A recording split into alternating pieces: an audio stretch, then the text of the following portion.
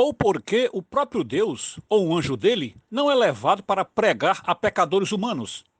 Ora, porque quando alguém exige que um santo angélico ou um ente divino tem que pregar para ele, isto é uma exigência do orgulho, e por isso não sara o orgulho do pecador.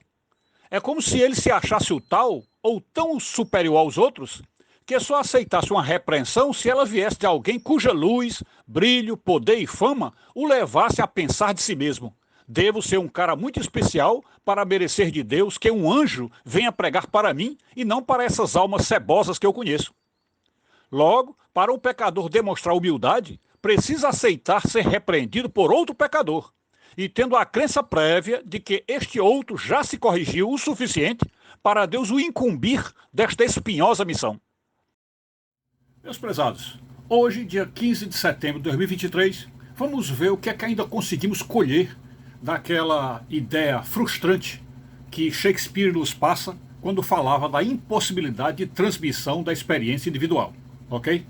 E não por coincidência, evidentemente que não é coincidência, no fim de semana passado, o que foi colocado como liturgia da palavra dentro da missa, da Santa Missa, foi um texto de Ezequiel, capítulo 33, versículos 7 e 9, que eu vou ler agora, e vocês vão perceber como Deus é insistente e como Deus não quer saber qual é a resposta que o pecador dá quando ele chama alguém para se converter. Então, não há vamos dizer, passar a mão nas costas, alisar, bajular, não há isso. Então, ele faz algo que vai irritar profundamente aquele rebelde que não quer se arrepender, que quer continuar nos seus pecados. Observem como a situação se complica para o pecador, tá certo? Porque Deus vai atrás, Deus insiste, porque sabe que se conseguir converter esta alma ainda nesta vida, é muito melhor e mais fácil do que convertê-lo lá no purgatório, né?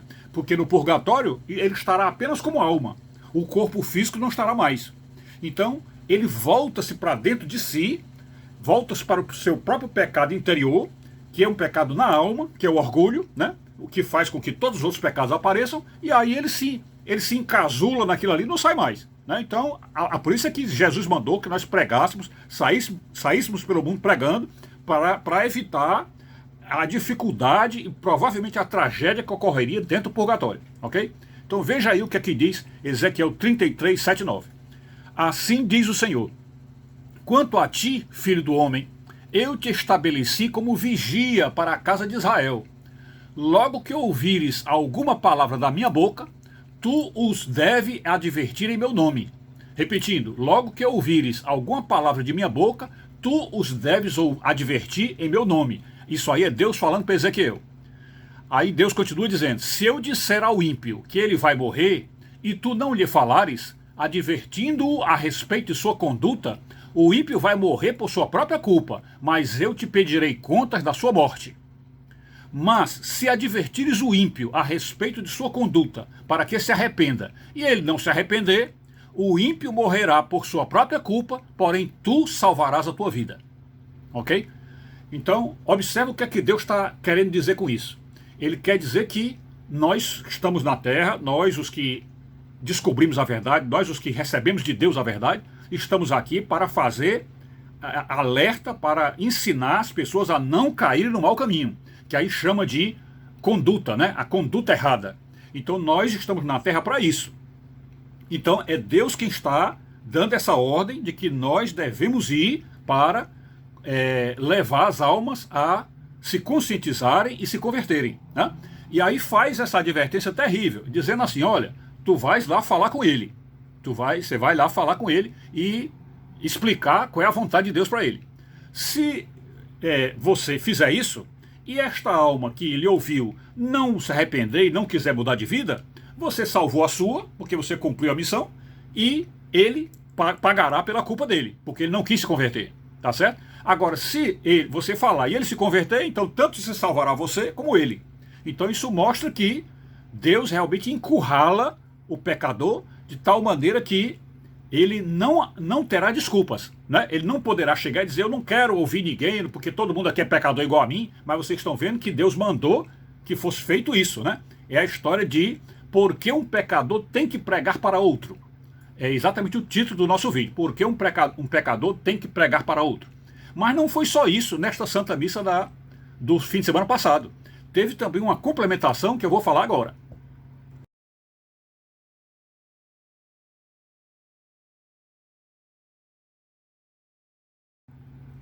E o segundo texto que foi dado na Santa Missa passada é o texto de Mateus 18, versículos 15 em diante.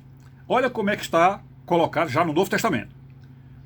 Se teu irmão pecar contra ti, vai arguí-lo entre ti e ele só.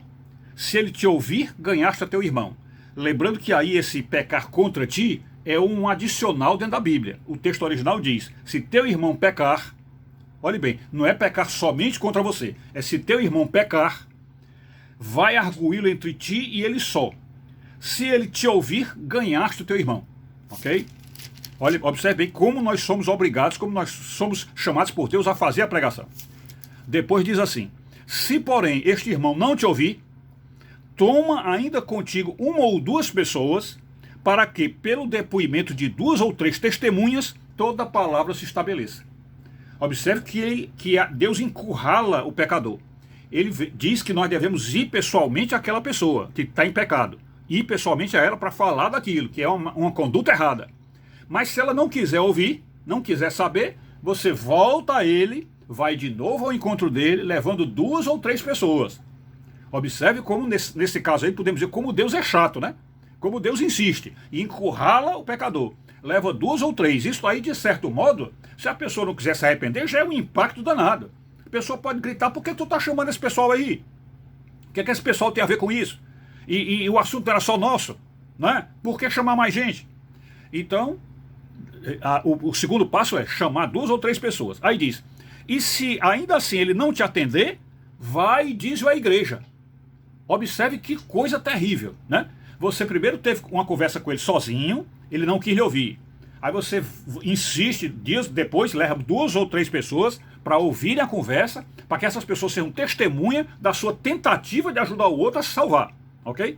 Se ele não ouvir nem você, nem os outros 2 ou 3, aí, o que é que a Bíblia diz? Leve o assunto para a igreja, tá certo? E aí como é que está no versículo? E se ele não os atender, diz-o à igreja. E se recusar a ouvir também a igreja, considera-o como mundano, ou publicano, ou pecador. Considera, ou seja, excomunga-o, coloca-o fora da tua lista de salvos, ok? Então isso mostra que aquele pecado interior, que é o orgulho, que leva a pessoa a se achar superior aos outros. Então este pecado é procurado por Deus, de certo modo até com chatice, pressionando e encurralando o pecador para que ele acorde e realmente se arrependa, para não ir para o purgatório e, sei lá, passar milhões de anos ali dentro, com dificuldade de sair, quem sabe até se perder eternamente, né? Porque se ficar com essa teimosia eterna, vai se perder eternamente, né? Então está aí uma prova de que aquela mensagem que inicialmente começou com a gente dizendo da impossibilidade de transmissão da experiência individual, está aí outro exemplo da impossibilidade de transmissão e a dificuldade que é tão grande que Jesus fez esse pedido a nós para que nós possamos utilizar outras pessoas e até a igreja para ver se muda a vida de uma pessoa, ok? Então é isso. Fiquem todos com Deus, saúde e paz, tudo de bom.